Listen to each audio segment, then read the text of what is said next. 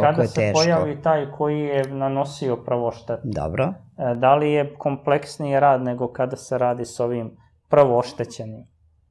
Pa nije nešto puno kompleksniji, malo da, ali ne nešto puno.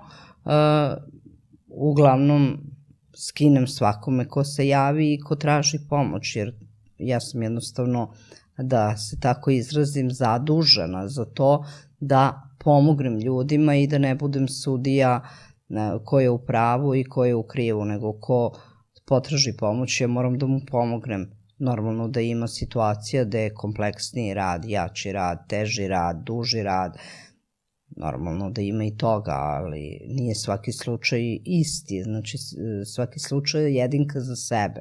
I ja kad radim, za svakog je nešto drugačije što mora da se uradi, drugačiji ritual ili drugačija terapija ili drugačija majlije.